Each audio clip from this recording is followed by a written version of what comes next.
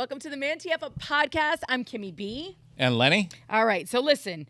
Today, we are very focused in our topic of conversation, and we will get right to it. But first, I want to remind everybody, please like, subscribe, share, follow, leave your comments. We are absolutely everywhere. Len, the last few weeks, engagement has been crazy on our YouTube page, especially on the YouTube Shorts. So please continue engaging there and interacting. Share it with your friends. Trust me, I read the comments, all of them. If you see Kimmy B official commenting below you, that is me, the person that you are probably trying to drag in the clip. But no, it's been absolutely great to see the response to some of our guests that we've had on in season 2, and obviously just some of the conversations that you and I have had here in the Man Cave. Our frustration Yes. is either entertainment or at least, food for thought for a few people. So with that being said, today we're going to discuss a clip that Lenny found on the good old TikTok. I believe it comes from a young woman who was attending Harvard. Yeah? Correct. The clip is called The Forgotten American. It's longer than, I think a 60-second clip. So we're going to... Yeah, it's right around there. We're going to play it. Okay, so here we go. Oh, wait. I lied. We could just restart it. We could just restart it. Hang on. I want to hear the whole thing, though. Okay. Last spring break, I went on a trip with 100 other Harvard undergraduates to Israel. It was one of the most extraordinary experiences of my life, and I will always be grateful to Harvard for that. I recall the trip with awe and joy, but a certain moment rattled me. Our group attended a Shabbat dinner at a Tel Aviv synagogue. The rabbi proclaimed, "Welcome to Israel. You are all here from America, the best country in the world." He paused, but not a single person clapped. The Israelis stared in disbelief. Americans are the freest, most privileged people on earth. Yet many of us are ashamed to show any, even the tiniest trace of national pride. Why? Because we Americans of recent generations have been swaddled in prosperity and security, and in consequence have become ungrateful for the blessings we enjoy. It requires vigorous athletic imagination for most of us to consider the basic brutal realities that much of the world experiences daily. Even worse, we have consumed a cultural diet that reduces America to its ugliest moments and dismisses its noble ideals and accomplishments as jingoism. This nation saved the world from global catastrophe 3 times in the 20th century. This nation has grown to treat racial, ethnic, and religious minorities with equality and respect compared to other places and times on earth. This is the nation where people are not constrained by their gender, religion, or class, but can work to achieve a better life. In this nation, we can criticize our government, secure in the knowledge that we will rise the next morning and our country will still respect our rights. We view these things to be our birthright, our permanent and guaranteed condition, but they are not. They exist only because past generations have sacrificed to secure and maintain them. And to our discredit, we have used these blessings not to strengthen our country, but to tear it down. We members of this university and we Americans have shirked our responsibility as the most privileged cohort on earth. We have remained cringingly silent in the face of corrosive ideas, woke culture, that has corrupted our institutions and severed the bonds that hold our country together. The New York Times won a Pulitzer Prize for reporting that the sole purpose of the American Revolution was to preserve slavery. And we remain silent. The Oregon Department of Education asserts that showing your work and finding the right answer in math is white supremacist. And we remain silent. The American Medical Association has stated that the U.S. should remove gender from birth certificates. and we remain silent. Howard Zinn, the author of the most widely read history text in American public schools, said that America has done, quote, more bad than good. And we remain silent. We are ashamed to be American. The shame should be on us. Too many use their right to free speech to advocate suspending it for all who disagree with them. What a litany of dishonesty. We are using our privilege to undermine the very system that has given us that privilege. America, despite its failings, is the last great stand on earth. We must speak up against this now, or our civilization will face a somber reckoning.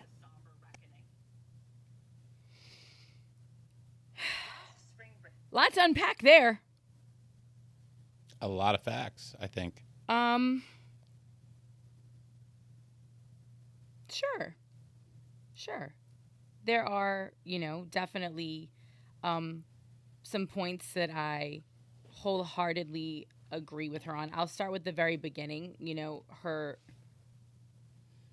sense of, disbelief that not one person, not one American in a room, would clap when their country is Praised. applauded. Yeah. That is a heartbreaking space to be in.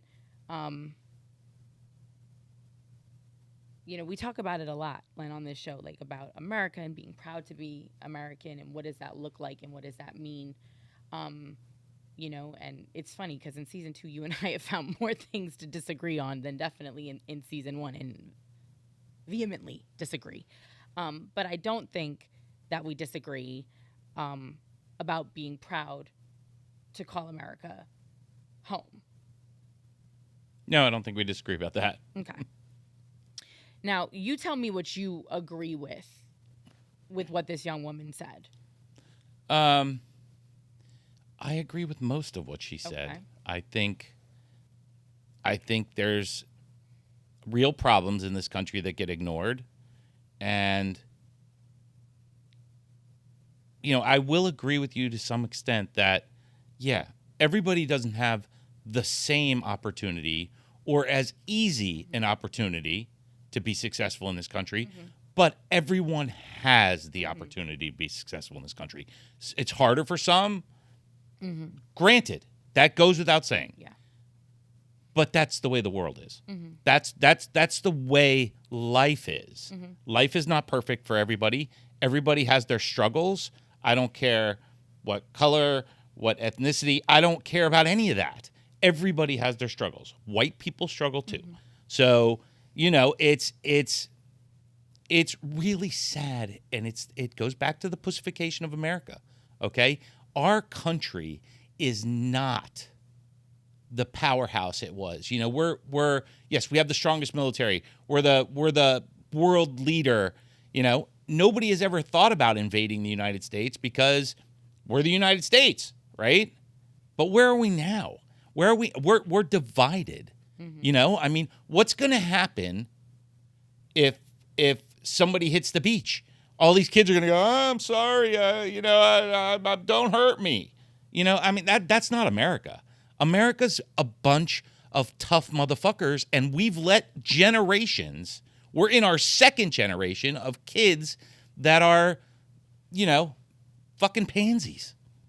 I mean, Len, you have to go back even further than that. The last time that we were a generation of tough motherfuckers, like from a military perspective, I would say was honestly World War II. And we saw it a little bit after, I want to say, 9/11. You know what I mean? You saw this kind of rallying of the troops, a lot of people literally giving up their 9-to-5s and joining the military to defend the ideals of America. But we started to see people's belief in us as a military powerhouse and the way that we sort of imposed our quote unquote idea of democracy on other parts of the world back in I don't even want to say Korea, but definitely in Vietnam. And I wasn't alive at that time, but I've done enough studying and we've had the conversation. Yeah, I mean, I know enough vets where you started to see people's disenfranchisement with, with fighting other people's wars and or trying to impose our will on other people. Yeah. I don't 100% believe in that. I don't necessarily believe that we should be meddling necessarily in the rest of the world's problems. It's really? just, I mean, for the most part, no, Kimmy. And the only reason that we meddle in other people's problems in other countries is economic. It has nothing to do with us worrying about, democracy, true democracy in those places. What is it? But why is it up to us to make that country be a democracy? We are the longest standing democracy in history at this point. Like on planet Earth, we are the longest running. And you've said this before, and this is the scary thing, is that democracy is quote unquote fleeting.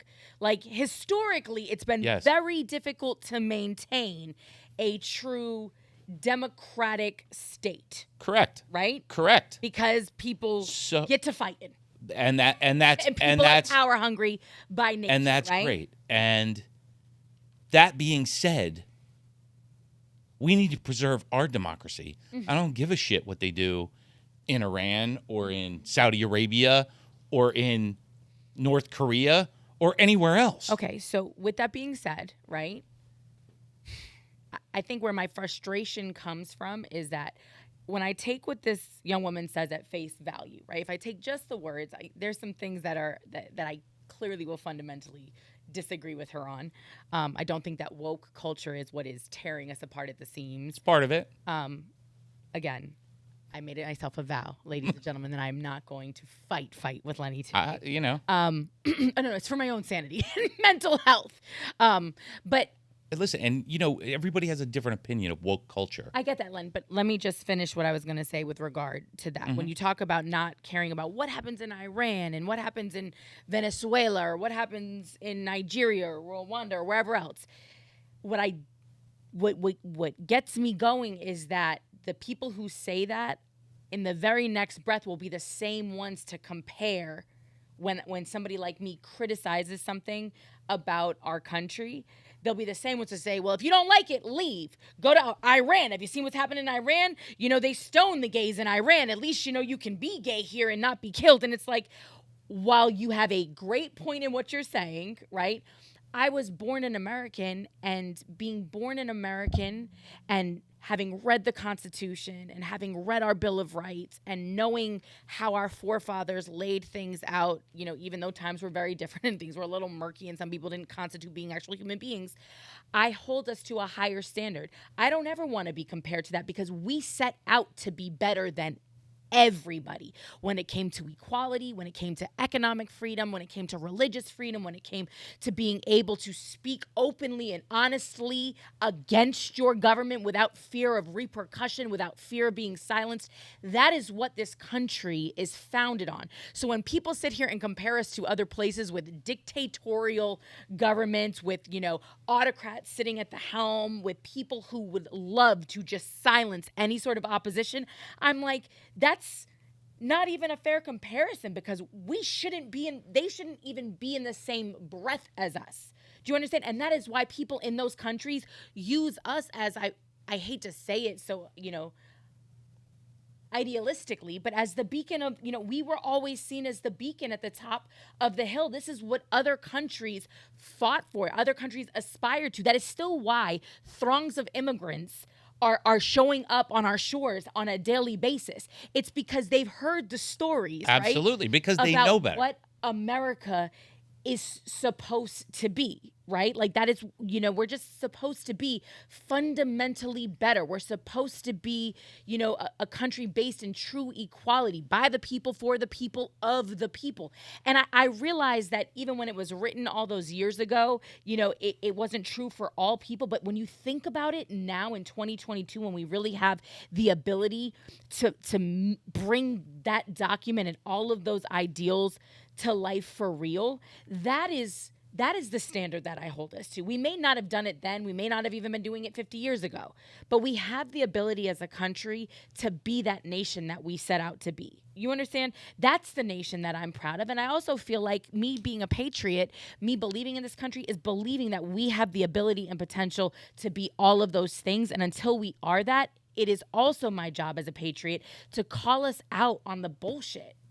Like that's my disagreement. I would still clap if you said that's the greatest country on earth. I would have been. I'm the person that cries at the national anthem. You know, and it's true, but it's lost on a generation. It's lost. They've never had to fight for anything. They've never had to, and the battles we're picking now are not battles that are making our country better. Okay, it's listen. And I've told you this before, and it's not that I don't care about other countries, Kimmy, or things like that, but throughout history, when America gets involved in something, it's not necessarily for the right reason, But you realize that the majority of people fighting for this country are doing it for the reasons that I think it should be for. Of course. The economics of things are happening in the higher echelons and behind closed doors. Our soldiers are fighting for our country. That is 110%. And they're fighting for freedom. They're fighting for the ideals of this country. And those are the ideals that we're, when we go into other places like Afghanistan, or if we go into Iran, or when we went into Iraq, the American people, when we send our troops off, when we send our sons and our daughters to the front lines, it is to defend the principles that we believe so fundamentally in, right? Freedom, Correct. Equality, justice for all. Correct. And you listen, I'm all for that when there's injustices happening in the world. But unfortunately, the higher ups typically pick the injustices that benefit them. Well, yeah, and in theory, that benefit us. Yes. I mean, that's have a military stronghold. That's what it boils down to. So, I mean, we're fighting for our ideals. We're fighting for this, but in some cases, you're not going to change that. And I 100%. We're unfortunately seeing that in Afghanistan, right? Literally, in real time. Because we're a 250-year-old, 270-year-old country that's going against people that have been living this way for thousands of years. Yeah. Okay, it is what it is. It's almost a holy war to them, which it's not almost it is. But that's almost impossible to win. Okay? And you can see throughout the Middle East the indoctrination of children and how they are so brainwashed into an ideology that it's dangerous. But they're fighting back. And I think that's what people are worried about here, Kimmy. I get that, but here's the thing. Just because our kids aren't falling in line doesn't mean that they're not patriotic. And in fact, I think that it's honestly the opposite, because as I sit here and I talk about, us sending our sons and daughters off to war to fight for the ideals that we believe in, it's kind of hypocritical, right? To be fighting for equality and freedom and justice for all if we don't necessarily have that in our own country. Right? And I think that that's what you're seeing in a younger generation. When we talk about woke culture, and I'm being very superficial and I'm not getting into the nitty gritty, and I fully understand why people like yourself and many millions of other people take issue with it. But I think that fundamentally, we have more young people that are actively out here canvassing and campaigning and getting people to get out there and vote. It's about to be a different world when this generation, as much as we talk about them being lazy and being in their phones and everything else. It's going to be a totally different world. Other countries are going to walk all the fuck over us. That's what it's going to be. I can't, I don't know if you're coming from a military space, but I'm saying this. I think that we have a generation of young people that truly do believe in the ideals of America, in the fundamental principles that this country is founded on. Yes. And they want to see us live up to it. But to a fault. To a fault, Kimmy. And we've pointed it out several times on this show that when people are given this much, they take this much. They take everything to extremes. I read the article that you sent me about the professor that got fired from NYU. Yeah. Okay? Why? Because the class is hard? It's supposed to be fucking hard, okay? See, this is the problem. It's the whole fucking everybody gets a trophy bullshit. But that's making our country weak. I get that, but I'm not. Those aren't the kids. Everybody gets a trophy. Kids, like I agree with you on that. Like I hated anything but first place. I didn't want if I came in fourth and you got the ribbon. Like fuck you, I wanted a medal. Like I wanted to be on a podium when I competed. We're taking away the reason for people to have drive, have initiative, have to work for something. Kids, I need I need a living wage. Well, okay, fine. You need a living wage? Go live in fucking Kansas, okay? You want a fucking living wage in South Florida? Work your fucking ass off like everybody else does. I get that, but there are people that were working their ass off in South Florida that still had to move because we priced them out of the housing market. Listen, Period. but what they do, but you can't have both sides. You Well, can't no, have you you can can't have you can't have a free capitalistic society. you can have rent control. Like you can make sure they do in New York. Go to New York. Go to New York.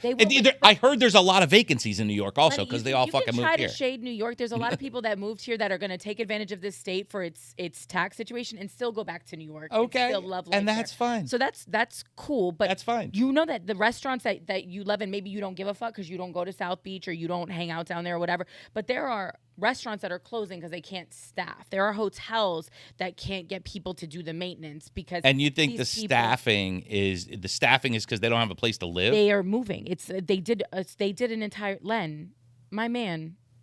I don't know if you don't get it, maybe because you're so successful. My rent literally has gone up like threefold from what I was paying for 15 years to what I pay now. And I'm lucky and I'm blessed and I'm not complaining about it. And I understand I could, there's things that I could do, but not everybody has that opportunity. Like McDonald's is still paying $12 an hour. You feel me? I had this conversation with somebody not too long ago that, I'm so rent poor. Well, why don't you get a roommate? Well, I don't want to have a fucking roommate. Well, why don't you want to have a roommate? Because I don't want to live in a house with somebody. I mean, when you're, when I grew up, it was you get a job here at the mall when you're 16 years old. You work for there while you're in high school. You make X amount of dollars. You live at home. When you move out, you go to college, whatever. You start a career, whether it be college, or whatever, blue collar, white collar, doesn't matter. You start a career. You move out on your own. You do whatever you have to do that. The kids nowadays are not willing to do whatever you have to do. That is the problem. Everybody thinks they're entitled. And I don't disagree with you about the sense of entitlement. I mean, the restaurants I go to, they waitresses. There's plenty of waitresses. There's also career staff. Like there's certain restaurants. Joe Stone Crab's on the beach. The people there have been clearing six figures for years. Their staff is also 75. You know what I'm saying? Because ain't nobody giving up that job. And I understand that. But those are few and far between. My point is the cost of living has just increased so exponentially in such a short period of time. And no offense, people like yourself, people like a lot of people you can't afford to keep up with the increase in the cost of living. There's going to come a point in time where you're going to have to tell somebody in this office, like, I can't pay you what you need in order to live. Like, it's absolutely true. It's absolutely true. So, but for certain jobs, the reason why New York has rent control is because they know if they didn't, they'd have nobody to work a certain category of job because I don't know. They couldn't live close enough. I went to New York and I took the train upstate, 2-hour train ride upstate, and there was, I don't know, probably 40 people in the car that I was in that do that twice a day. They commute. Len, let me ask you a question. From New York City to Poughkeepsie every day. Is that the American dream? Is to sit on a train 4 hours a day to make minimum wage? Is it the American dream? The American dream to me is the ability to make it in the world. Okay, is the ability to be successful. Is the ability to get to your success level. Is the success level that you're comfortable with. It's the ability to do that, and every person has that. Every person has that. If someone works at McDonald's and can't afford to live, and they're working 30 hours a week at McDonald's, there's another 30 or 40 hours a week they could work. Okay? That guy right there works 60 hours a week. I work 60, 70 hours a week. She works however many hours a week. That's what it takes. Okay? Hey, yeah, it costs, now it costs $2 for a candy bar. It was 25 cents when I was growing up. You working 60 hours a week and Nestor and myself, we're working 60 hours a week and providing a very nice life for ourselves. There are people who are working 60 hours a week who are working 2 jobs and are still coming in under the poverty line. All I'm saying is when we talk about the America that we all love, again, we've also discussed this, that disparity growing. We're starting to mirror some places that I don't ever want to mirror in terms of just the economics in the nation. Yeah. Which are things that need to be addressed. You know what I mean? But do I still think, to your point, that this is a country with the best opportunity? How do you address them, Kimmy? How do you address them? Do you address them by forcing people who own buildings to give a lower rent? Do you force them by people who own businesses to pay more money? I mean, yeah, we should have, a good minimum wage, okay? But it's still fucking minimum wage, okay? It's still minimum wage. You're not going to live a comfortable lifestyle on minimum fucking wage as a single person. It's never going to happen. It didn't happen 20 years ago. It didn't happen 40 years ago, okay? Yeah. So, but $50,000 a year used to be middle class, like 50, 60 grand a year. Not that long ago was enough to pay a mortgage, maybe take a family vacation. And if you had 2 incomes like that, but now that is just surviving. Like, you can't even survive on 50 grand in Miami. Like, you can't. I know that there's somebody watching that I'm sure is surviving on less than that. There's plenty of people. I know a lot of people that do, but it is. But that's not. They're not living a middle class lifestyle. Well, it's all relative to what you feel. It's all relative. I know there's people that are happy that are living on making $60,000 a year, and they're happy. You know why? Because they're happy with themselves. No, I'm not saying that. They're happy. They're living that. But depending on, I don't know where they live and what their mortgage status looks like. What I'm saying to you is, though, that it's all, like, you like to use the word relative. It's all relative. Your 60 grand here is different than 60 grand in West Virginia, obviously. But I may not have the opportunity to do what I do here in West Virginia. So now I have to look at that. I think that the point that people take when they watch this podcast or when they hear people, when we specifically talking about the younger generation, is that it takes more and more and more of that effort and that drive that you're talking about to get less and less and less. And I think that's they're looking at it going big picture.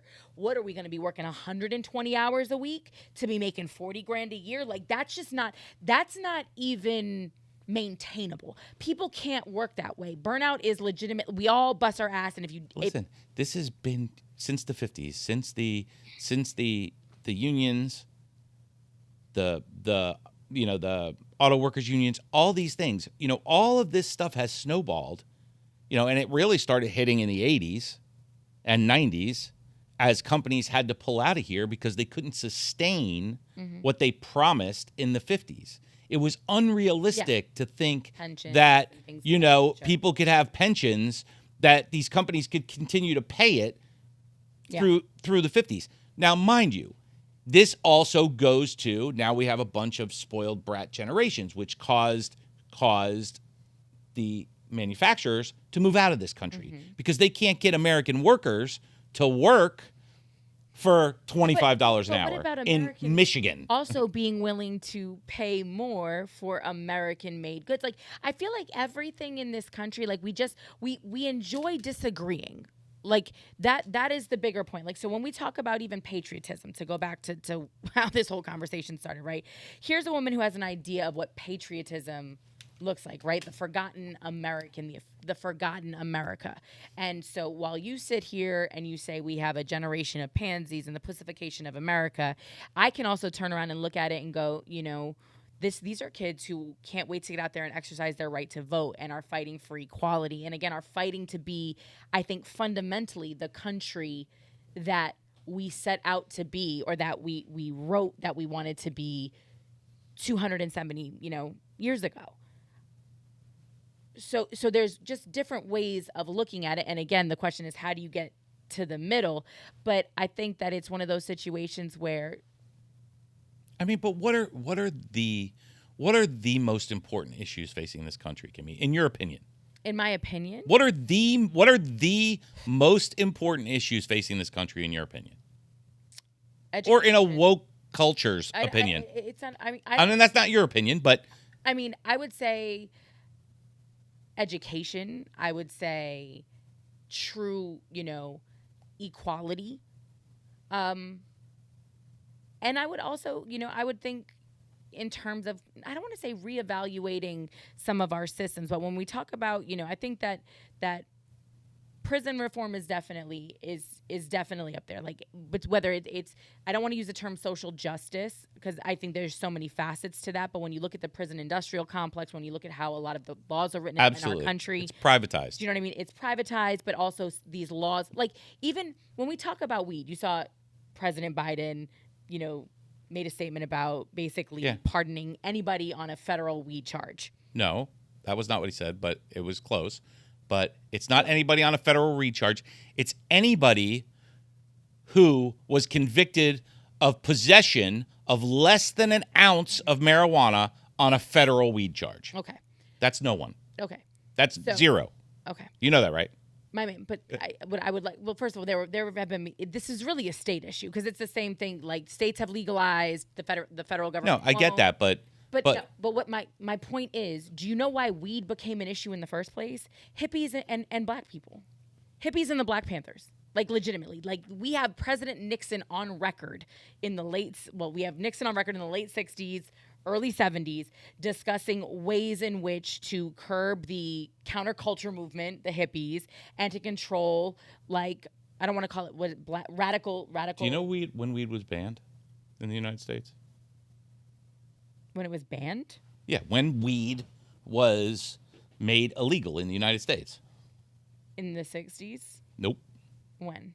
30s. Okay.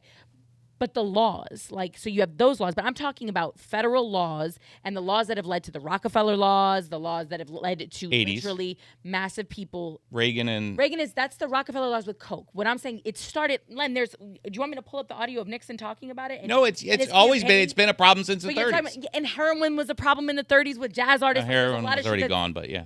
Well, it's already illegal. Yeah, illegal, but it was a huge issue. That yes. many jazz artists that we all love. So you can get into it and you can try to make me look silly on you. I'm not trying to make you look silly. Politically, though, it was used because of the counterculture. People from your generation, hippies that wanted. It's being used right now again, Kimmy.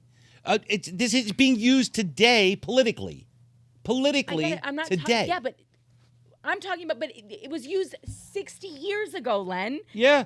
But for racial and counterculture, so the woke movement isn't new.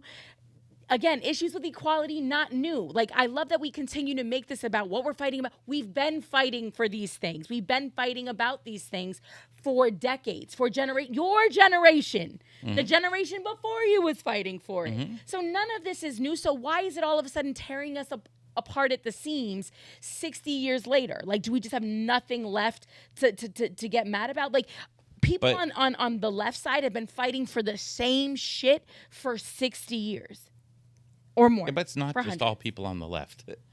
No. But we're talking when you're talking woke culture. That's not the right. No, but you're not talking about. I mean, you're talking about weed. Right now, what Biden said was. No, you're talking about what I don't want to. It's political. If you're going to bring up the fact that it's being used as a political chip. No, I just said he just literally brought it up recently because there are tons of people actually in jail. He can't do anything on a state level. All he can do is do it on a federal level with the hopes that a state will come behind it. That's not true. If he decriminalized it federally, he can't do that on his own. You would need Congress to do that. Really? Are you sure? Because we know all of these. Are you sure? The president can, if that was the case, he would have banned the bans on abortion. He couldn't do that. No, that was a Supreme Court decision. That wasn't. No, but he needed. But Congress can still come behind. Legally, it's legal in over 38 states now. It's legal. Mm-hmm. Weed, over 38 states. Yep. That's the majority of the states. Okay, Biden can do a Biden can decriminalize it federally. It can be decriminalized federally very easily. They've been fighting for this for I don't know however many years. Then why hasn't it been done? Because it's a nice hot topic. Because it keeps the money out of the economy. For I don't know that I believe that it would be just so easy to do. Okay. Well, I'm just saying. Look up NORML. That's the group that's been NORML. Another lobby. No, it's the group that's been fighting to decriminalize marijuana for the past 25 years. They've got it done in a lot of states, but they're the ones in Washington who are doing it. But you asked me a question. I love that you just, once again, like, well, no, because my point was you asked me about education. I was talking about social justice reform, the things that I feel like are hot topics. My point was it's not about what Biden is or isn't doing. And this will become a soundbite and somebody will take it fucking out of context. And it's silly. It's about what we're fighting over. No, I know. But Len, people have used race and countercult, people fighting hippies that didn't agree with us being in Vietnam. And, and so the same, my in-laws are hippies. My in-laws were at Woodstock. Okay. Sorry, I'm sorry. But so then your in-laws would tell you that woke culture has been around. So they used weed in order to control a subset of people. Like that was, so, yes. Same, drugs were definitely put into certain areas of society to weaken that. Well, that and also area. The legislation. So not just about putting the drugs in there. Correct. We knew they were smoking it. So if you criminalize it, if you penalize people for it, the same way we know that black folks were the ones smoking crack and white people were the ones doing blow. Yes. And there's very different laws for each. This goes back to education. If the people in this country really knew what they're listening, what if they took the time to do the research and learn these things. And what Biden just said is a perfect example of people not knowing, because it sounds like he's changing the world. I didn't say that, though. No, but I'm telling you what people think. It sounds like... No, people think but people also know that it's it's a month before midterms. So so this is my point. Your narrative of everybody thinks no, they don't. I haven't seen that. So, and that's Timmy, the other part of the problem. You just sat right here 2 minutes ago and said to me, he's letting out people for marijuana crimes I didn't in say federally. Letting out. That's not what I said. What I said was he was pardoning people with federal possession charges. That's not possession. You said federal marijuana charges. There's a big difference. There's a big difference because there's nobody in fucking federal prison for possession. If I called you out on all of your fucking gross over-exaggerations, my point wasn't even about what Biden is doing. My point is about social justice and the need for prison reform and for us to have some serious overhauling of legislation, of the way that our legal system works, because things have repeatedly been put in place to penalize predominantly people of color, people that are anti-establishment, like that is part of the problem. So when people get into power in the government, they use small parts of the quote unquote culture, as a means of controlling people. That was all I was saying. So you asked me what I think. Those are pretty big issues for me. Education, equality, and social justice. I get it.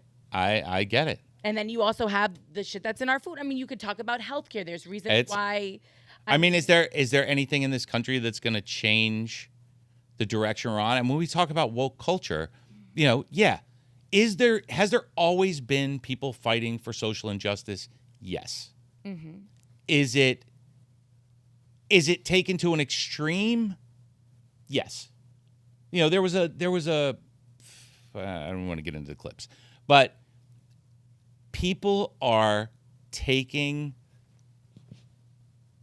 this stuff and they're making it this big. We talked about it with the pronouns and the this and the that, and I want to be a cat, and I want to be a dog, and address me as a dinosaur. That's the problem, though. That narrative. I'm accepting that, by the way, the pronoun thing. Okay, good.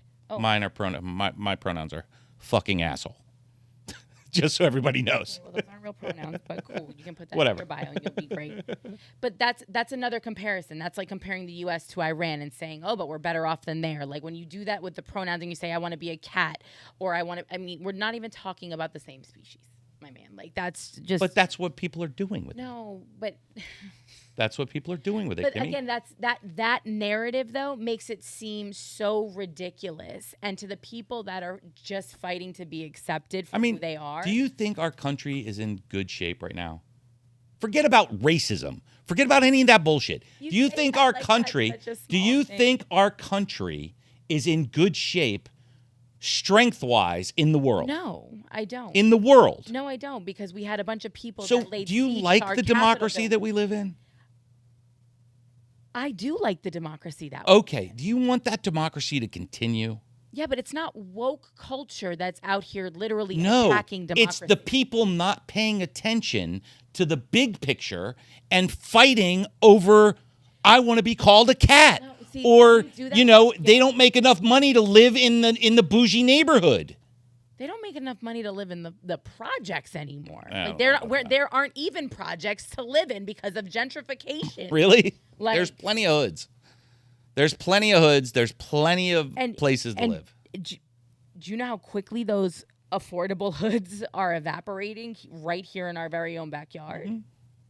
Yeah. Pretty quickly. Like, so people actually don't even have hoods to live in. Like, and they're also taking advantage of, again, systemic socioeconomic oppression, whatever, to take advantage of people that live in those communities that maybe didn't understand the tax structure, or you know what I mean? Like, that's the other beauty of gentrification and what's happening, is that people who have historically and traditionally lived in these places are losing generational homes, and the only home that they actually maybe ever had in the entire history of their family because of a property tax issue. You're looking at me like I'm crazy. You know exactly. No, I know exactly what you're talking about. But again, I understand how the laws work and property taxes and this and that and the other. But you don't get your house taken away for not paying property taxes unless you don't pay the property taxes. Yeah. Well, I mean, property taxes in the state of Florida can only increase 3% if your house is homesteaded. So if it's a generational home, then... But you understand, nobody cared about... So, like, let's use an area, though, when we talk about this great country of ours. When we talk about Wynwood, when we talk about Overtown right now, right, which has become a hot spot in Miami. People didn't give a shit. You couldn't have paid most people to go move into Overtown 15 years ago, right?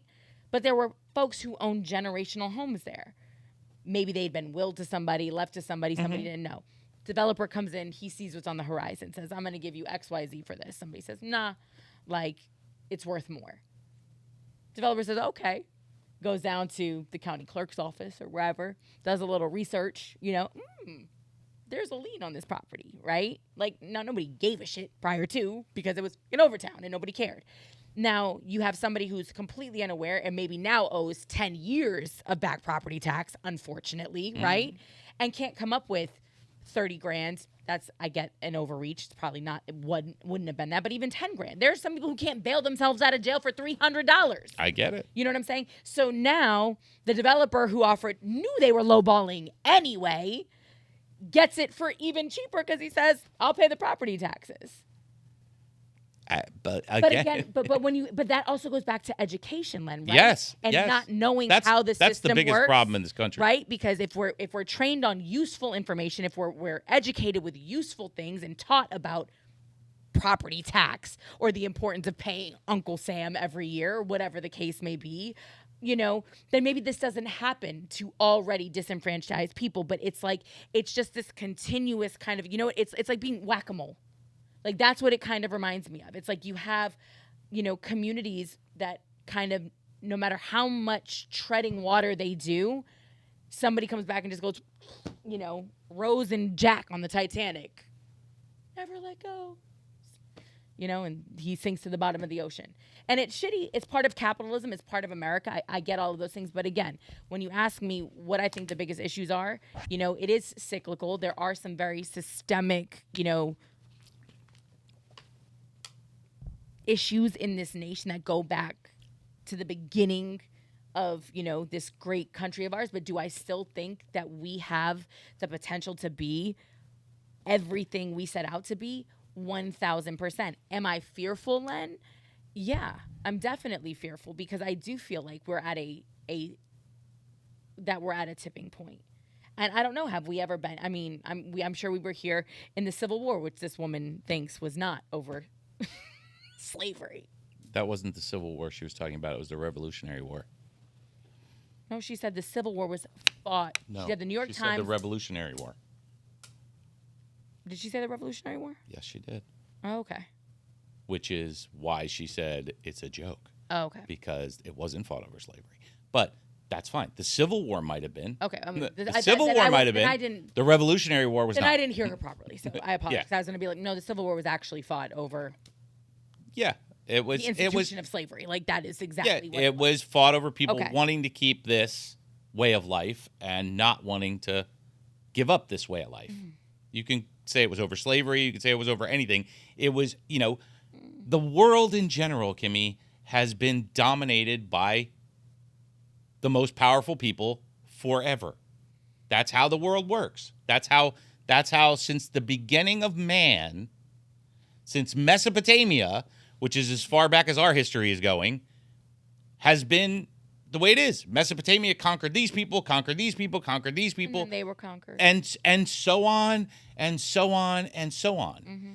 And the fact that our country has become a free country where people have, and again, people are suppressed in this country in other ways. Mm-hmm. That goes without saying. But they're still free. They still can do things. They still have the ability. And, it's a shame. I'm more worried about our country. I'm more worried about our country losing the dominance of being the world power. But you realize that Because all this other shit won't matter. But you understand why we're losing that dominance from a global perspective, not a global leadership perspective. Why? When people see like the George Floyd situation, the world rallied around George Floyd when they saw police brutality, when they saw social injustice like that. Again, they hold us to a higher standard. And when we're the people touting equality and freedom, when we talk about LGBTQ rights, when we talk about women's rights, right? When we sit here and we condemn Iran, yet we're rolling back, a woman's right to body autonomy in this country, we begin to look like hypocrites. And when people start to see the chink in our armor, have you not noticed how quickly things have devolved around the world since we started having internal strife? Yeah, but why are we having internal strife? Because people are throwing gas on a fire. People are throwing gas on a fire. There are people fighting. They want us to fight. Fights, Whether they're legitimate or not, Kimmy, whether they're legitimate or not, they're always taken to extremes. But here's the difference, though. They're always now, taken but can to I tell you extremes. something, though? Like, imagine, what do you think would happen if the civil rights movement was happening now, the way that it did then? Water hoses, dogs being sicked on people, Molotov cocktails being thrown at freedom buses. Do you understand? And the world could see it, and everybody in America could see in in an instant a video on social media. You don't think the riot, like people rioted then, right? Could you imagine what it would be now? Look at what happened in the wake of a man. But you're comparing today to the social rights movement, right? The social rights movement was clearly 100 times more important and 100 times more volatile than today's race issues are. People don't feel that way, though, because honestly, we haven't. Like, that's why people are enraged, is that we're still fighting similar fights. We're still fighting oppression. We're still fighting for true equality. Like, that was a Band-Aid. But, like we were talking about before, about going into other countries and fighting battles in other countries because those countries are crucial to us. What are we doing on the home front? What are we doing? And what are we doing? What are we doing to fight? That's facts. What are we doing to fight crime Homelessness. what are we doing on the home insecurity. front? What are we doing to the important things? You know, I mean, I've a million times pulled up to the guy at the corner with the sign and said, "Hey, man, hop in the back of the truck. I got work for you today." No, I'm all right. I'm good. Go to Home Depot. You know, but people. But okay, so he said, "Can I ask you a question? What? Are they usually? You think that they're born and bred Americans? What do you mean? The guy that you ask, how Listen. often? I'm asking. I would rather have people from other countries But that's work for me. That is my point, though. The immigrants that we're so opposed to, right? I'm not opposed to them. But we're having an issue right now. That's a thing that is dividing this nation, right? Yeah, it's that's dividing. one of It's those- dividing those this nation because somebody's pushing buttons. Somebody's George Floyding the border.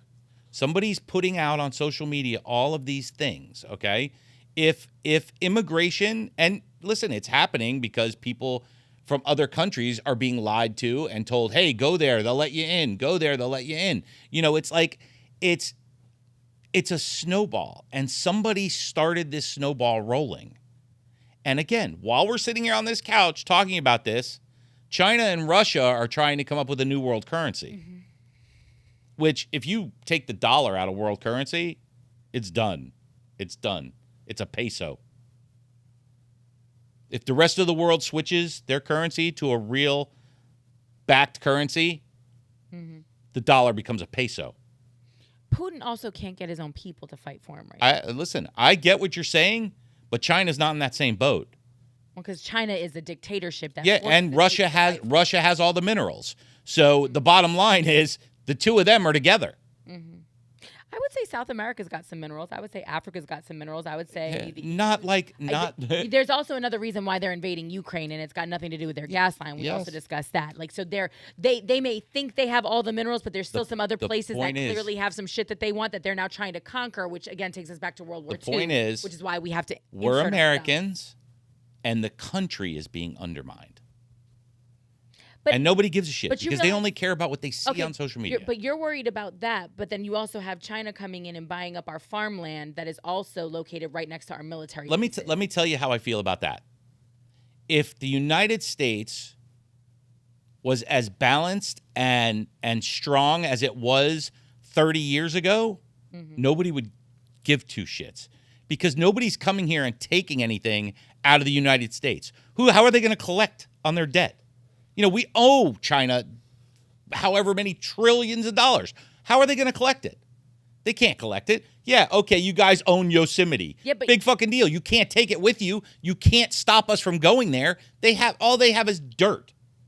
They can't come and collect it. What are they going to send fucking some big guy over here? Hey, you owe me fucking $70 trillion. Give me my fucking money. Fuck you. We'll fucking annihilate your country. So you want them to own our farmland? No, what I'm saying, Kimmy, is first of all, they already owned most of the United States prior to this just happening. But when you talk about bigger issues, like to me, that's an issue. The fact that they own most of New York, the fact that they own a ton of and I'm talking about, landmarks that most Americans go to and get super Rockefeller Center. They own the people. But I'm more concerned now, having found this out, and this was on like page 6 of a major newspaper, like in a side, and my mom was like, "Hey, have you read this article?" And I was like, "What?" And she's like, my mother, like, she's like, "This shit is wild." There's now two. One huge farm in Texas, right next to a massive base, and another one somewhere in the Midwest, again, right next to a massive base. So not only are they coming in, and they convert our farmland into land to grow their shit, which is predominantly soy, which we all know, right? That's why literally everything in our food right now contains soy oil, soybeans, soy whatever, is because we have accommodated another nation, another culture, and we've just shoved it down all of our Americans' throats, and we're sick and we're sickly and our health is a massive issue and everything else. But to your point, there are other things happening in the world that we're not talking about. We have a platform so we can discuss that. But to the point of what she was saying is like, that to me, calling out America on its bullshit makes me a patriot. Like, I can sit here and love my country and not love everything about it. I can sit here and be like, we got some work to do, America. You know what I'm saying? I can call us hypocrites, and I can say that we are not truly equal. And the biggest problem is people aren't willing to meet in the middle. They're not willing to meet in the middle. So this country is being divided down the middle, and it's being stolen by the rest of the world. But I'm willing to have those conversations. So this is where my frustration lies, though, because I'm willing to engage. Like, I'm willing to listen to her talk, right, and to hear what she has to say. And I heard every word. Thank you for clarifying, because I was not processing properly in my brain. I was like, no, the Civil War was fought over that. But if she said Revolutionary War, then I get it. I'm not completely anti-woke culture. I don't think that is the true nemesis of America. But when you look at the woke culture, what she was talking about is that we now have to walk on eggshells in our education system. We now have to walk on eggshells with what we say because people's feelings are going to get hurt. But that's across the board, though, Len, and that's the frustrating thing. People like you are a part of that problem as much as I'm a part of that problem. Do you understand what I'm saying? Like, because you don't feel your child should be taught about something at a certain age. You want a complete. You want. When she was talking about the Revolutionary War being fought over slavery, okay? Mm-hmm. That's clearly not what it was fought over. But the Washington Post got a fucking Pulitzer for writing... What? New York Times, whatever. Who was? Got a Pulitzer for writing this article, which wasn't true, and nobody said anything. That's the fucking problem. Okay, but so nobody said anything. It's again with the listen, I think history should be taught, okay? Slavery was not good. Slavery ended. This happened. It's been a fight till up to the civil rights movement, and now it's a different kind of fight. Mm-hmm. I get that. That is the history. Don't erase it. Don't, General Lee shouldn't be taken down, shouldn't be punished. He lost. Take him down. He lost. You're a loser. We don't celebrate losers. He also fought for this country before that. Really? Really? And then he was a fucking traitor, my man. He fought for the South. We won. We're the Union. He was a traitor. He's not a traitor? Listen, this country was young, and it tried to divide. We won, though. You don't celebrate. I get we won. I get we won. But before that, he was a hero. So they should leave. George Washington was a slave owner. Yeah, he won. He won the Revolutionary War. But he was a slave owner. Why is he on our fucking dollar bill? Because he won. Why is he on our dollar bill? First president. I understand that there's a hypocrisy in it. To me, though, because the people in the South... It's our history, Kimmy. It's our history. No, that's not my history. I'm not from the South. That's not my history. It's the United States history. But we don't celebrate people who tried to bring down the demise of the United States. They didn't try to bring down the demise of the United States. They didn't try to... No, they 100% tried to secede from the Union. Yes, they and create their own union. Yeah. And create their own... Think so does the UK have statues of George Washington in London town? What does that have to do with anything? That's our history. They don't sell, but we were a part of their history too. And you know what? When you lose, I'm sure you walk the fuck away. Yeah. You walk away. I'm sure it's taught. It's taught, but you don't celebrate it.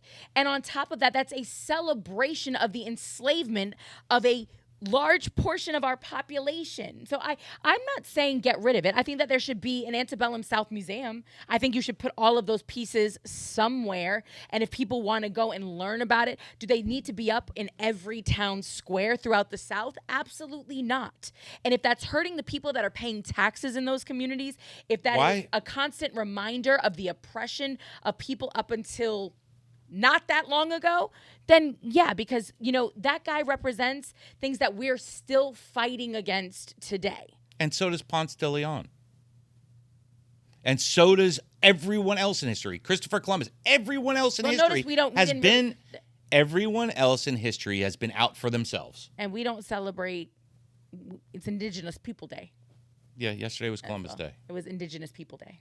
Yeah, it was Columbus Day, and the post office was fucking closed. Also Indigenous People Day. Whatever. Again, why are we erasing history? But that's not erasing. You're still teaching it. Why do we have to celebrate it, though? What do you mean? We still learn about the Civil War. We still learn about who General Lee was. We still learn about these men. What do we learn, though? What do we learn about General Lee?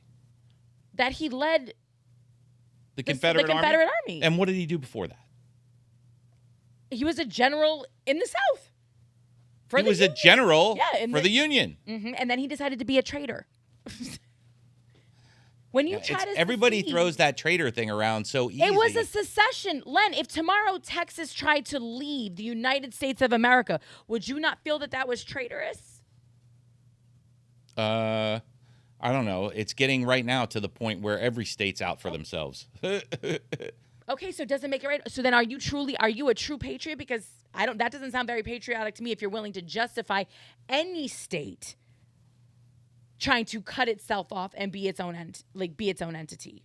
We're the United States of America. When you try to break away from that, you no longer get to call yourself an American. You no longer get to benefit from our Constitution. You no longer get to benefit from the support. If Texas had done that 2 years ago, right, when their power grid failed miserably, how many more people would have died? Because they were getting power from Oklahoma. They were getting power from fucking Nevada, from California, probably a little from Mexico. Like, I'm just saying. Probably not too much from California, but maybe some. Well, they sent their electric cars fully charged. I'm just kidding. But do you know what I mean? Like, there's a benefit to being a part of this big shit show. Of course. Of course. America. But again, we're picking and choosing who we want to keep in our history and who we don't. No, we don't. Celebrating is different.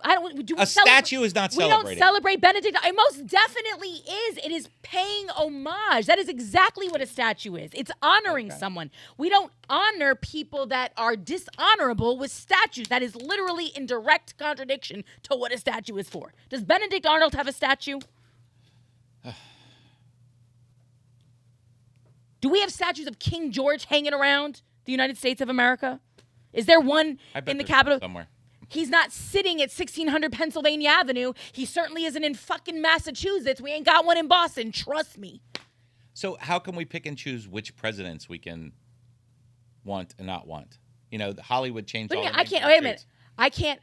I see what you're saying. I see that to me. I'm not going to agree with that. I understand I understand your point of that. I would love to erase our last president, but I can't. And he's going to be in the history books forever. And they better teach about it. Don't ever try to erase that. Erase who? Trump. I'm just saying. Oh, I don't care about that. No. But in years somebody will. Do you understand what I'm saying? Like in years, the same way in 20 years somebody might try to erase Obama. I don't know. I get what you're saying though. But part of that is. But he doesn't need a statue. Part of that is that our kids don't know. This generation of kids does not know the history of this country. They don't know the full history of this country. They don't know the good, the bad, and the ugly. And if they don't know the good, the bad, and the ugly of this country, okay, and they're basing everything they're fighting for on what they've learned on YouTube and TikTok and Instagram over the last 10 years, then we're in fucking trouble. But the problem is you have a lot of people on the right that don't want people to fully know the history of this country. Who? What do you? Who on the right? Who on the right doesn't want the? Are you kidding me? The history of the Civil War told and everything told when about we this talk. country. They don't want us to talk about slavery. They want to call it the involuntary relocation of people. Yeah, and you're talking about the people who are on the right as far on the left as the girl who wants to fucking. But again, to your call pedophiles something else. To your point, those are the narratives that we hear because they're the most extreme, and that's the same way that we ended up with the "Don't Say Gay" bill, and that is the same way that things have ended up getting rolled back. You make the same point all the time. So when you're sitting here saying you don't believe in CRT, like you don't believe in critical race theory, and that it should be taught, or you want it to be taught under the guise. Did I ever say I don't believe in critical race theory? Is that what I said? You don't believe is that it what should I be said? Called that because I don't believe it should be called critical race theory. I don't think it should be called that. Because it makes somebody feel uncomfortable. But you're the first person that says, fuck your feelings, and we have to walk around on eggshells. Kimmy, a thing being called critical race theory and teaching how racism and that has developed in our country is two But Lenny, different do you things. not understand the hypocrisy to what you're saying? Like, critical race theory is strictly a name, and it's a very appropriate name for the curriculum that we're talking about. You have specifically said on this podcast multiple times that the minute people hear it, Yes. they automatically get enraged. But you're also the same guy who says the pussification of America,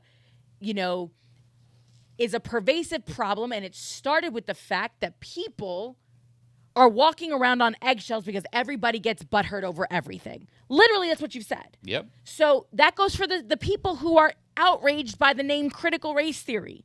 So, like, you want us to acquiesce to some people, but then you want other people to man the fuck up. I don't get it. You want me to I don't want you to acquiesce to other people. I want you to think about something that might get across as an agenda or as a curriculum and not. How do you not hear yourself? I don't know.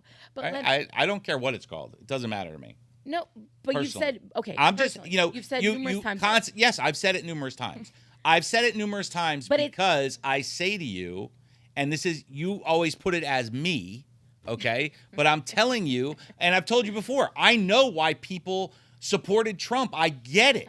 I get it why they supported Trump. I don't. But Len, I get it why. Those people being outraged and being sensitive to words. You're okay. You're cherry picking who it's okay to be outraged over.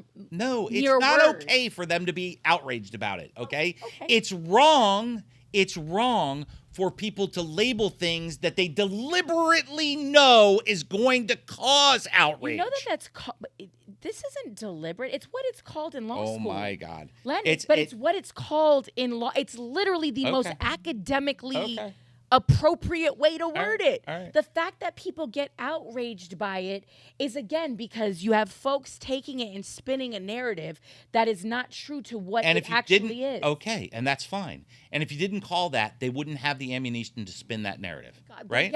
But then it's the pussification of America. Get over it. Okay. Like, it's you fine. can't have it. It's fine. Both Yeah, no, we ways. can fight. We can fight. Yeah, that's fine. If we can't have it, if you can't have it both ways, then you're going to continue this riff. If someone can't sit down in the fucking middle and go, if I say this word, it's going to piss these people off. And if I say this word, it's going to piss these people off. But if I say it like this, it won't bother anybody and we might move forward. But Lenny, you have a young woman. You make it sound so simple, but the problem is the same people that are outraged by critical race theory are the same people who are going to be outraged when they start learning social studies and they start hearing that, many of our systems are built on the foundation of racism. Like, I don't want to have the continuation of a racism conversation in this room anymore until we have some African American people sitting in that chair that we can talk about, that we can talk to and ask them their opinion on. I don't want to keep having this conversation with you. Do me a favor, though. I Please want to have that. Ever diminish or minimalize. Just because you can't wrap your brain around it doesn't mean. But that you can't wrap your brain around. Oh, I've been around it my whole life too. You have. Please stop. Okay. All right. I don't want to have the conversation again until we have people in that chair that can have the conversation. Then don't ask me what I think is fun. You're part of the problem, Len. Yeah. That literal, Absolutely. that dismissive, I don't want to have this conversation with you until there's a black person here who's going to tell you exactly what I'm telling you, or there's the one black friend that you'll say you have that'll come in here and is 60 and say, hey, things have gotten better than when I was a kid. That's cool, Len. The fact that you can sit here and ask me what's wrong with this country or what I think are the biggest problems and then dismiss me when I discuss it. I'm not dismissing you. It's what you feel are the biggest problems. It's literally what you just did, though. And we're not going to have... Don't tell me what we're going to fucking talk about. I did it. You're a dick. We've had this conversation over because that's a fundamental... That is at the root of the problems in this country, Lenny. The root of the problems in this country is education and family. Yeah. Education and family? Yeah, education. Family you can't do shit about, buddy. Okay, all right. Yeah, you can't. No, you can't. You can't do shit about it. What can you do about family? That are you going to insert yourself? Because you clearly want to tell people how to raise their kids. Nope.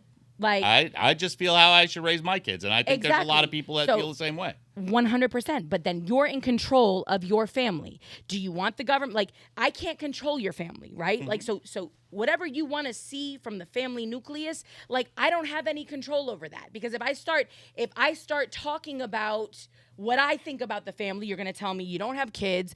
You raise your family how you want to raise your family. I'll raise my family. Only now people are impacting how others are able to raise their families. So you talk about family being an issue, yet folks are sitting here trying to insert themselves into the households of others on a daily basis. It's happening here in Florida. It's happening all over the country. People telling parents what they can and cannot do for the health of their children. Like, it's wild. So you think that that's a fight that we should be having in this country? You think that's something that other Americans should be weighing in on, is how people should handle their children and their families? No, I was talking more about the family dynamic, but it's difficult. It all goes back to it's all socioeconomics. It's all that all it boils down to, and it's all it boils down to for me, Kimmy. And it is what it is. I feel like people have opportunity in this country. I'd like a bunch of people in here that say they don't have opportunity. Tell me why you don't have opportunity. Tell me why. Nobody's going to tell you. It's not necessarily about just opportunity, though, Len. It's also about the fact that you can have all the opportunity in the world, and when you leave here and you drive down a street, the likelihood of getting pulled over, expands tenfold because of the color of your skin. So you can be a fucking billionaire and still get pulled over, pulled out of your fucking car, and yoked up and handcuffed because of the color of your skin in this country. Listen, that's a problem. That's a problem that needs to be handled. So that's not socioeconomic. That's race-based. That's a problem that needs to be handled in a government level, in a local government level, in an education level for police, in an education level for certain things. But, again, I have some white family in, that when they're driving around in their hunk of shit with a wife beater, they're fucking getting targeted too. Mm-hmm. I will not disagree with They're getting targeted too. So, I get it. Yes, there's still issues, Kimmy. There's still issues. But so you can't. But it's you not. Can't just chalk it all up to socioeconomics, because a lot of those issues are based in race, which is why we have so many conversations about it. And you like to gloss over it. No. I like to not fight about race and talk about how they're taking our gun rights and how they're taking other things away from people in this country. Because that impacts you. No, it directly. impacts America. So it does race. Race is evolving, Kimmy. It's coming. It's being put out there. People are recognizing it. Things are changing. Things are changing. Can you tell me things aren't changing? Can you tell me things aren't getting better? Things aren't getting.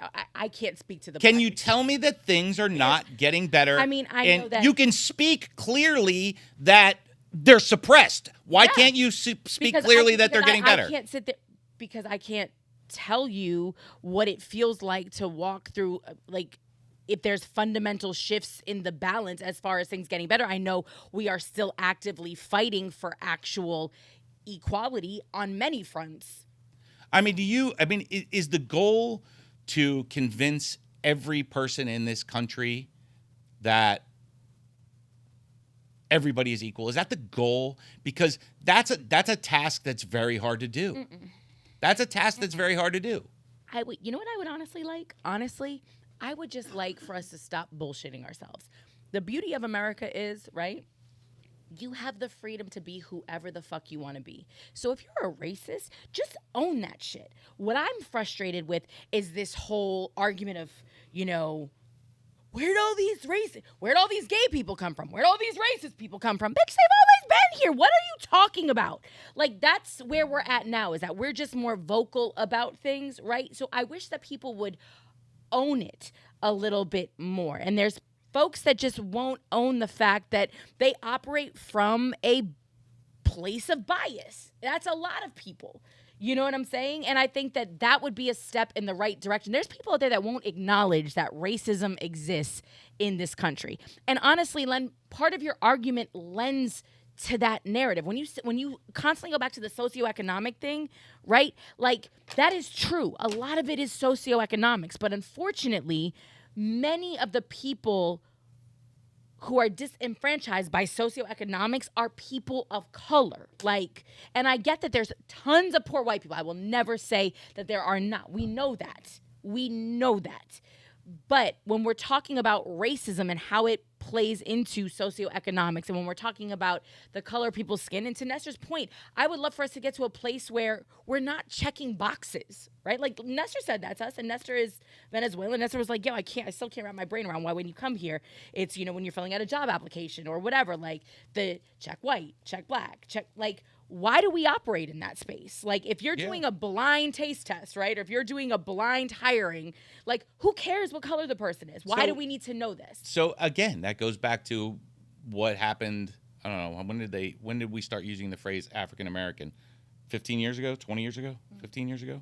I don't know. I mean, we've been using it longer than that, but I don't know. I think it's been about 15 or 20 years when it came in to, and there was a big, and it's. If you're American, you're American. Nestor is now American. He's American. Mm-hmm. He might have been born in Venezuela, but he's American. 400 years ago, somebody's great-great-great-great-great-great-great-grandfather might have come from Africa, but you're American. You're American now, right? Does that? I mean, I'm just trying to understand, and this goes to what you're saying. So, why? Why isn't everybody just an American? Well, because unfortunately, there's a benefit to checking certain boxes. Yeah, and again, nobody is willing to recognize what is suppressing a culture in America and do anything about it. Social Security, welfare, and I think we had this conversation way back. I told you in the 90s. But you know why certain programs were implemented. Like, obviously. Yes, but again, I know why they were implemented, Kimmy. But nobody is saying, hey, there's a problem with this program. It's created a dependence and a lack of willingness to move on because you're getting paid. It's but also.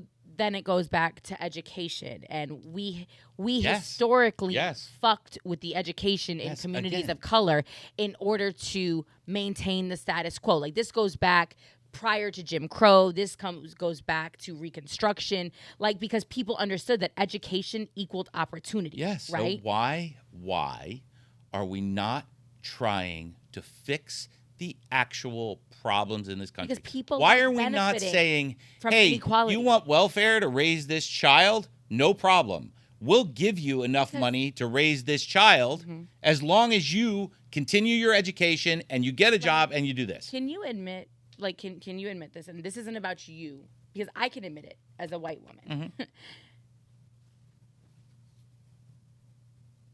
People in general, to your point, you said it earlier, just the history of the world, right? The conquered and the conquerors. People enjoy status. People enjoy being able to separate themselves, whether it's economically, whether it's socially, whether it's, by class or caste in other countries. So inherently, in this great nation of ours, there is this underlying need for some sort of superiority. Like, it is what it is. And until we can actually fully recognize that the reason why we don't want to address certain systems is because we enjoy having some division, some separation. We enjoy people being lesser off than we are. And that's no different than the 1%ers that you talk about, the big picture, the folks that are literally holding all of us in the palm of their hand, right? They enjoy just a much greater divide. And we've seen that grow exponentially over the past 20, 30, 40 years. Like, it's wild how the few with the wealth, how much wealth they've acquired in such a short amount of time. Like, that's truly disturbing. But that, I think, is a fundamental problem. So when I say I wish people would just admit that, people admit when we talk about checking the boxes, because there's a white person out there who enjoys checking that box. The same way there's a person of color who knows, if I check this box, this affirmative action, right? Like there could be a benefit to that, right? Like there's people out there who search to find out if they had even 0.2% Native American in them so they could get a scholarship or a grant. Like we've seen people try to game the system. So I get what you're saying, with that. We've discussed welfare. There are reasons, and a lot of the programs started off, I think, with good intentions, but we've seen the negative repercussions with the welfare system, and especially in, disenfranchised community or poorer communities where it's become more lucrative for a mother to be a single mother than to be in a household with two incomes. You know what I'm saying? Which when we talk about the family nucleus, that's an issue, again, should be taught in history, right? When we're talking about these great programs, these social welfare programs that were put into place and the unfortunate negative consequences of some of them, that should be discussed. But again, these are the problems. These are the problems that need to be fixed to change this. Trying to convince somebody that, this is this and this is this is not the thing. The problems and the things that are creating the problems, nobody wants to address. But let me ask you the other question too. Everybody just wants to fight. But when we talk about education, right? And education, unfortunately, even public education is still predicated on some sort of socioeconomic status, right? If you live in a wealthier community, your property taxes usually help fund your schools. You'll see better schools in better neighborhoods, right? If you go into the inner city, not a whole lot of A schools, right? Just across the board. But anytime we try to talk about parity or equality, people love to throw that word socialism at you, or they love to throw that's communist at you. And it's one of those things like, no, how about it's what this country is based on? Everybody's public education should be the same, right? Like everybody should have access to the same level of public education. And I told you when we were talking, I don't know if it was last episode or the episode before that, but what really scares me is if we keep coming for public schools and we keep up with these crazy, policies, and even to your point, the divisiveness with the school boards and keeping things from parents or telling parents everything and all of these things, if we keep chipping away at public education, we're going to get to a place where it's going to completely implode, and then they'll have true control over everything. Because with private schools, there's no checks and balances. The government does not want educated people because educated people can see right through this shit. Okay? Educated people can see right through the fucking bullshit. They don't want it, okay? Our country is getting stolen right now. Right now. The United States will cease to exist in the next 100 years, okay? We will be whatever.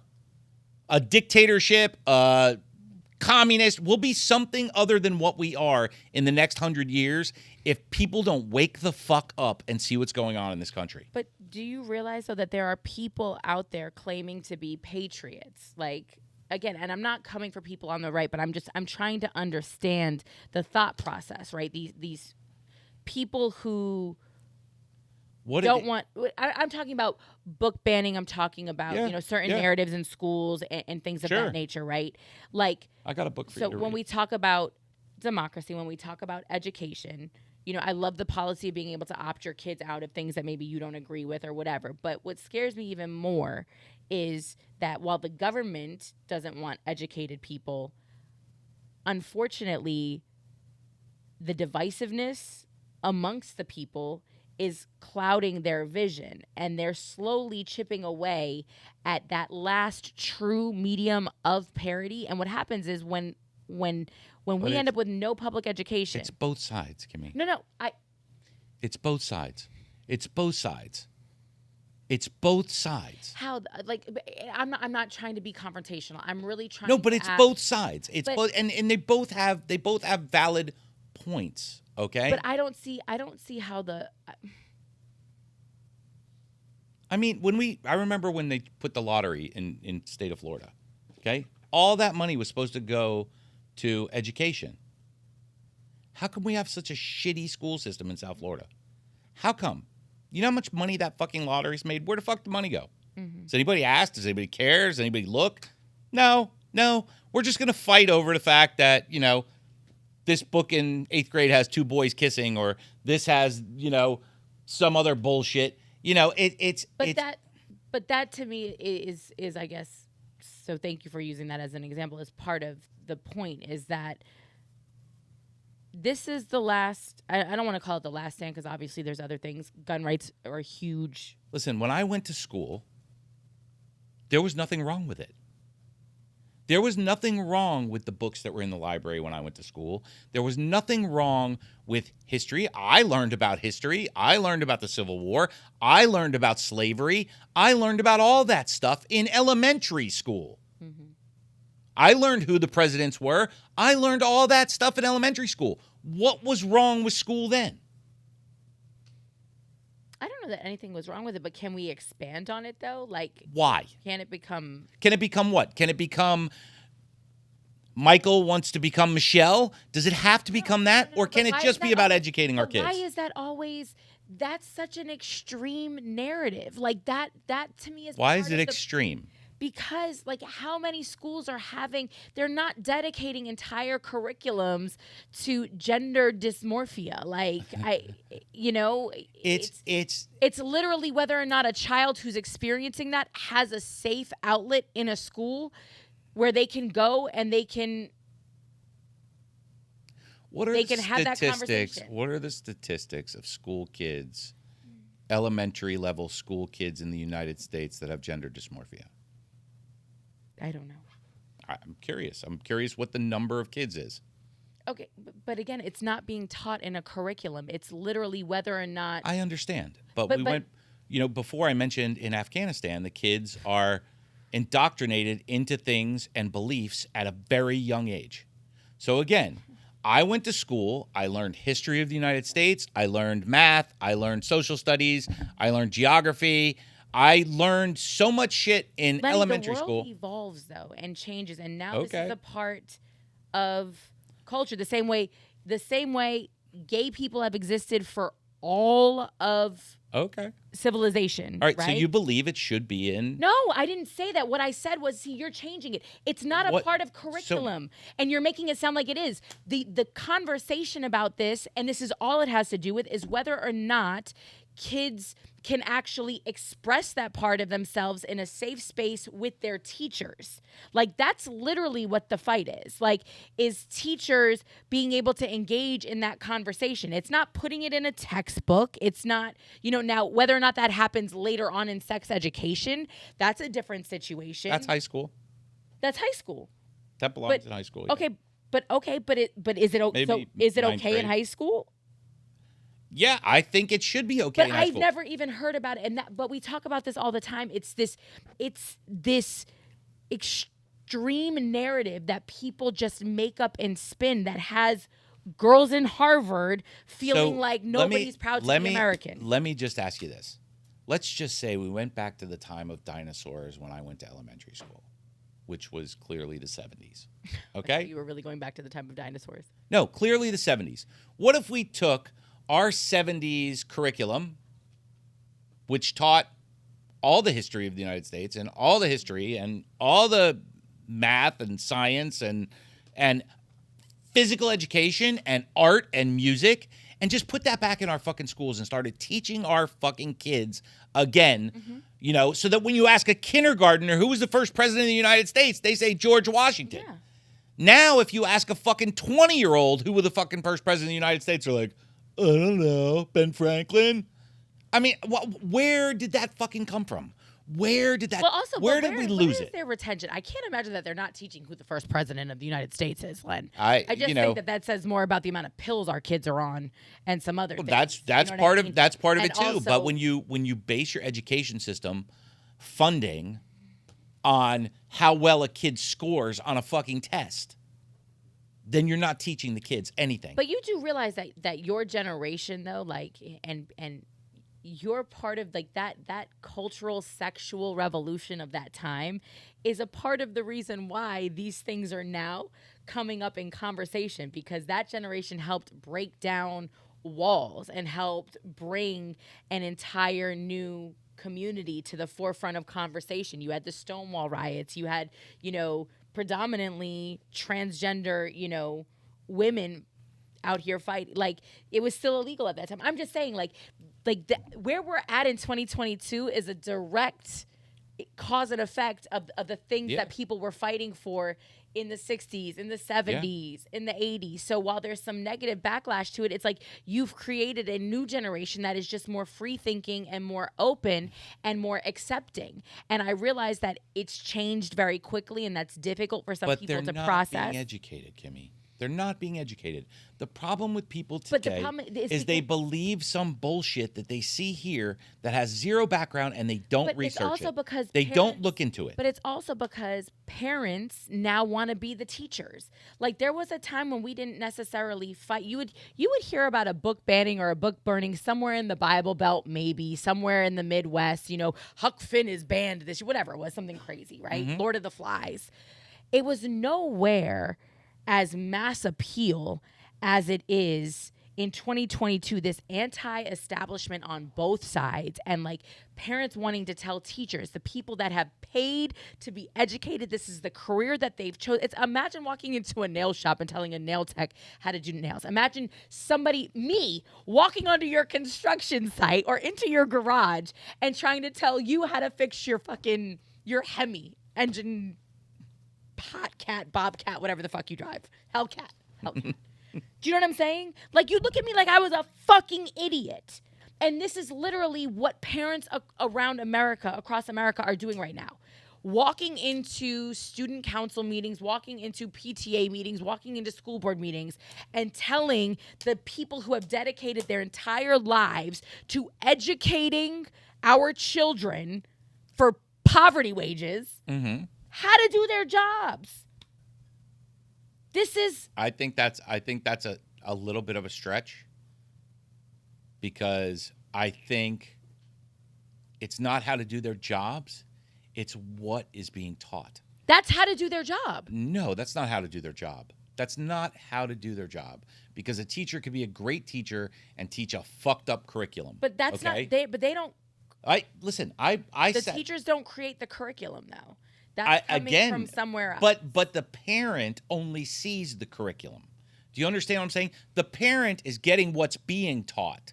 It's not necessarily the teacher they're going after. It's the curriculum. It's the things that are being taught. But when we talk about the things like I love your argument about actual education, right? Like I think it's the most ridiculous, like the article that I sent you about the professor who was fired because all the kids were mad that their OChem class was difficult. Like, wild to me. Like, you're taking collegiate level OChem. I don't know, what the fuck did you think it was going to be, Blue's Clues? Like I don't. It's At a prestigious university, yes, that. So which you is would the wanna be scariest challenged. fucking part. You would wanna be because challenged. these are supposed to be the cream of the fucking crop, Facts. and they're fucking morons. Facts. Or lazy. So I love that part of your argument. Where I think our education system, though, is really crumbling is with the things that don't have anything to do with education, to your point, right? Like the conversation about gender, or the conversation about sexuality, and a teacher having a conversation with a child who confides in them. Like, that's scary to me. You would probably put me in the right box. If we had a left and right, you would probably put me in the right box, right? Right center. Right center. Yeah. Okay, that's fine. I'm not a fanatical right, but I believe in a lot of things that people on the right believe in. And I believe in a lot of things that people on the left believe in. So I've been lucky in my life to afford my children private school. Yes. So I went to teacher night, and Your conference night or whatever. And Open house. yeah. And this is a school in Florida. There's rainbows, BLM stickers.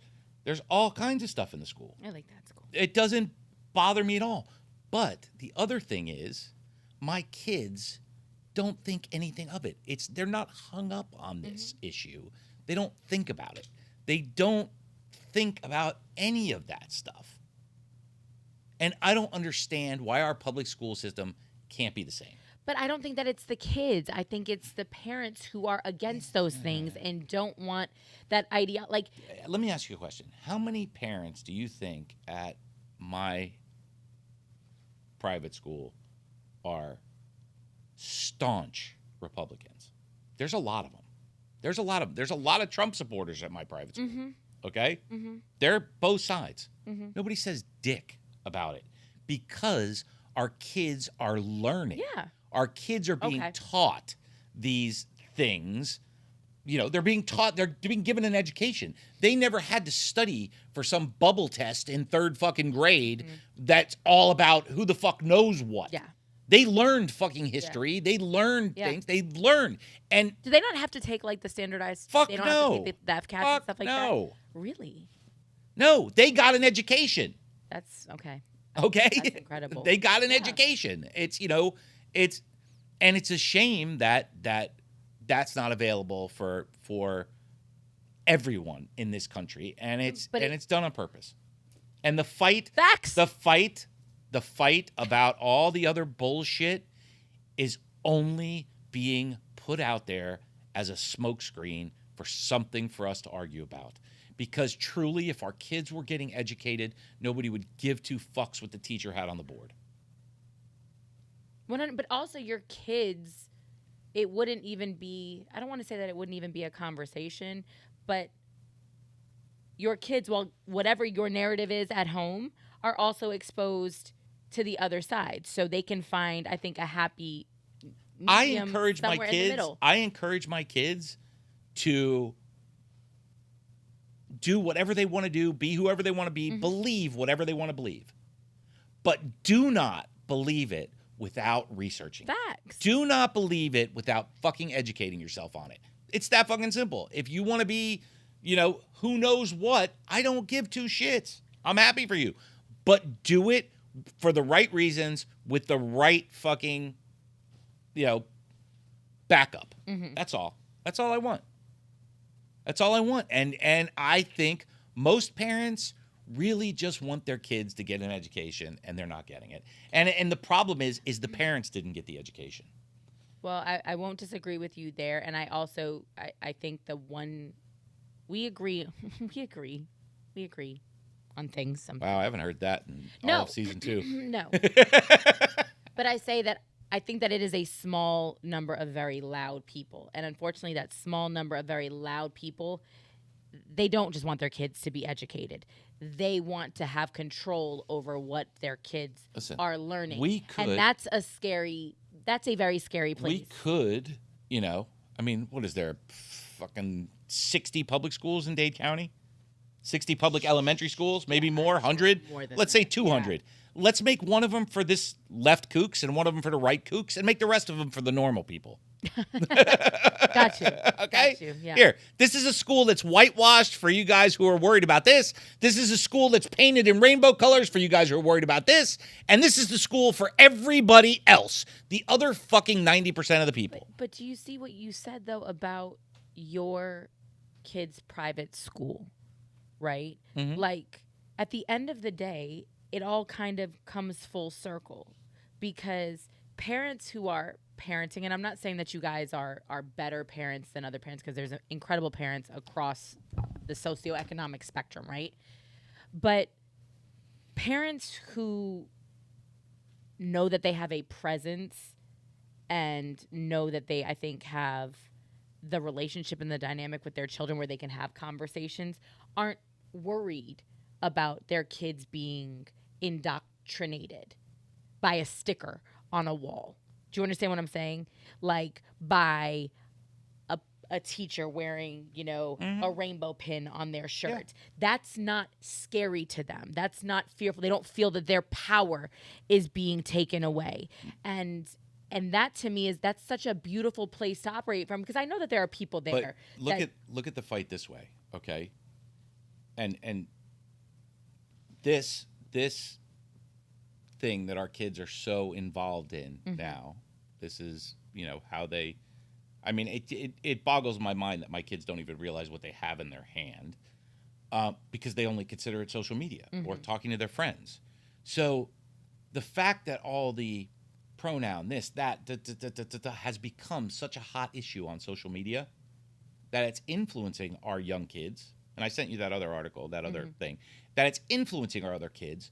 So now it's not that the teachers or their presentation is indoctrinating our kids. It's this is, and that is bolstering it. Do you understand what I'm saying? Like they're learning a narrative outside of school, and then they're seeing it in the school. That, I think, is really where these people are coming from. That's really, I mean, and if you look at it that way, and we had this conversation about, do you think that this could be detrimental you to the cause? control whether or not your child has access to one of for the these. most part, Kimmy. But you really, you know, if your kid is going to live a normal life for today, they have access. Well, They have listen, all I'm access. saying is we had Kendra sit here and she was like, listen, my kids don't. You know, what I mean? Yeah. If they need to use mine, they can. If we have a computer at That's the house, fine. it is what it is. That's difficult. But what I'm saying is, but again, it's parenting. Yeah. Right? And if something is really that important to you and you feel that your child needs to be protected or shielded from something to such a degree, then it is on you to take the necessary You're right. steps You're right. to control those things that you can control. So Yeah. when we talk about family, nobody else can raise, to your point, can raise your kids aside from you. And even when you send them away, right? If you do everything you can and you send them away, you still run a risk of them coming back and disagreeing with you fundamentally on your principles. We chose to let our kids have phones and have this stuff, but we also chose to be involved in their school.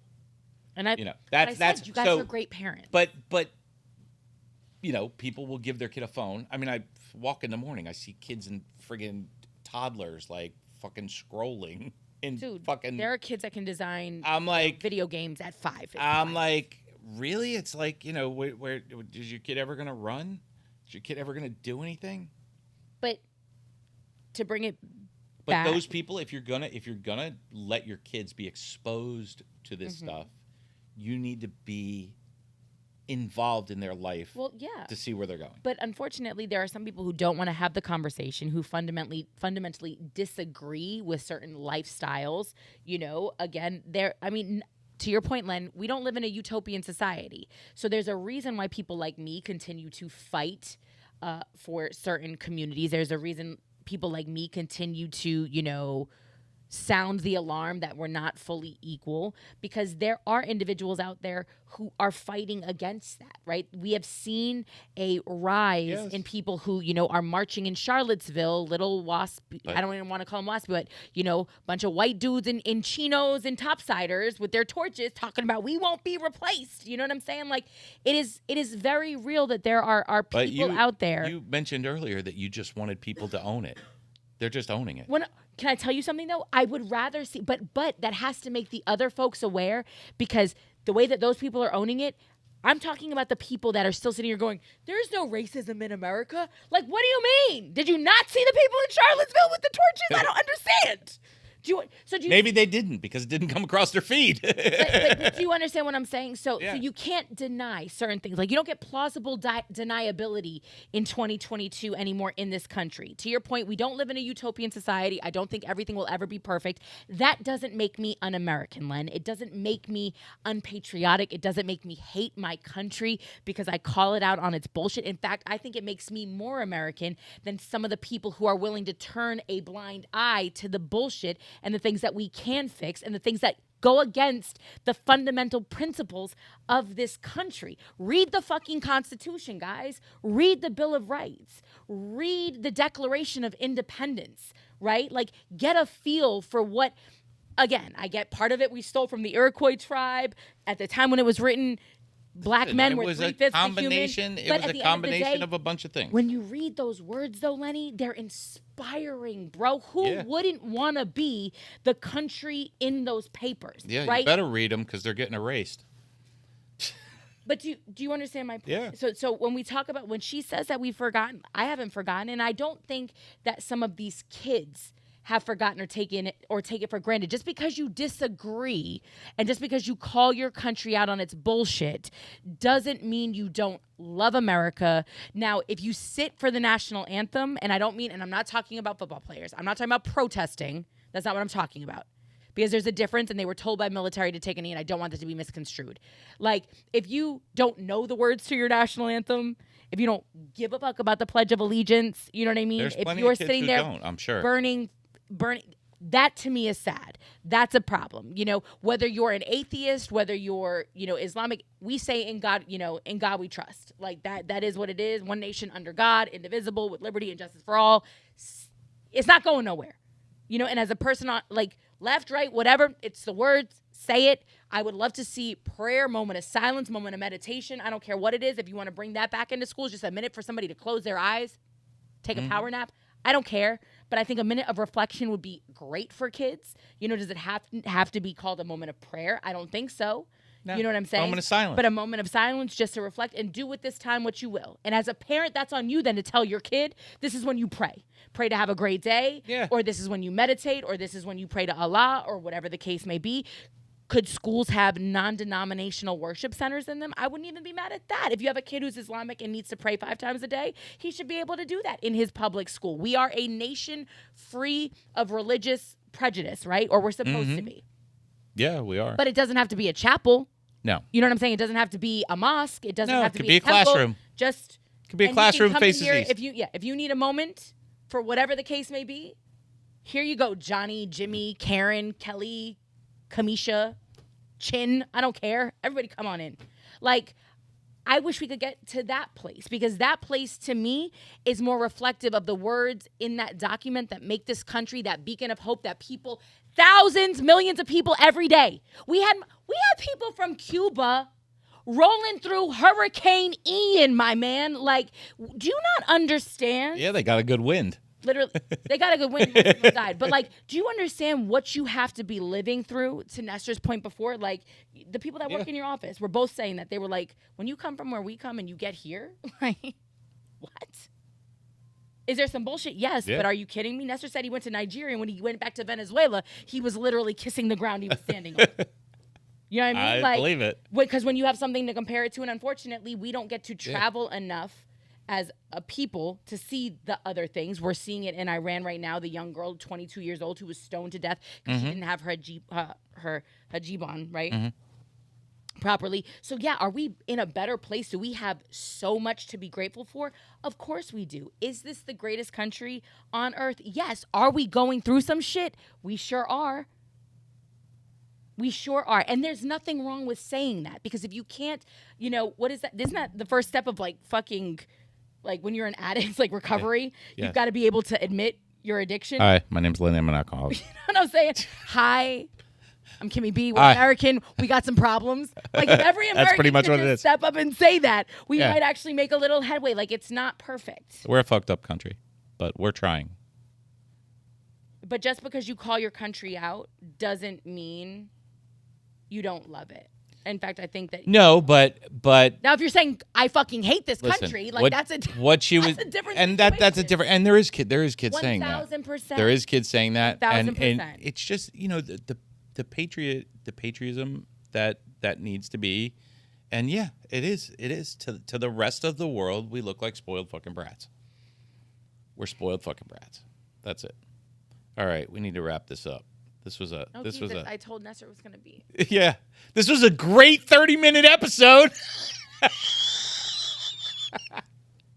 Oh, Kimmy, this is because you don't come around enough. Because you go left, Len. This is because you have chocolate crab babies. I clearly go right, okay? Oh, yes. You make a bunch of... Please don't offend me with that word left. You make a bunch of right-hand turns, and we finally, an hour and 45 minutes later, get right back to where we started. That's the problem. All of us keep going in the same direction, and all you do I is got you oh to scream at me. Wait, though, I just realized this is the real problem, though. If all the lefties keep just making lefts, you end up right back where you began. And all the righties and the problem is right. they keep fucking hitting stop signs. It's traffic lights. No. That's why UPS makes all rights on their routes. Because all rights, you never hit a light. But they still end up right back where they started. Yeah, but all rights, you never hit a light. The point is, if you always go the same we just get there direction all faster. the time, Lenny, you're missing the point. You end up right back where you started. Yeah, big circle jerk. And that, in and of itself, is why we're still fighting for the same shit we've been fighting for hundreds of years. But I love America. So do I. And it's getting better. But it's getting stolen. That's another Let's wrap podcast. it up. That's another podcast, Len. We'll talk about the Chinese later. It's all of them. All right, What? so. Anything else? You want to cut me off again? You want to dismiss? No, me? I just, listen, no, we're ending. We're ending. I didn't know I if just we were want to, gonna wrap no, it I up. just want to wrap it up. Shut up, Len. Like, subscribe, share, follow, leave your comments. Sorry, I thought this was going to be a 30-minute episode, and it's once again another hour and 45 minutes of Lenny and I being Lenny and I.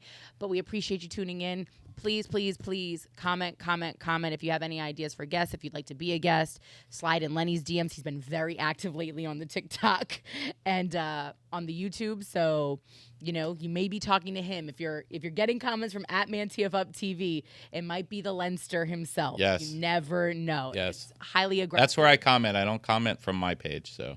If it's highly aggressive, Might be. it's definitely Lenny. For sure. All right. I'm not aggressive. I'm very docile. Says the man who's coined the term the pussification of America. Listen, Yeah. we're out. We'll see you next week. Peace.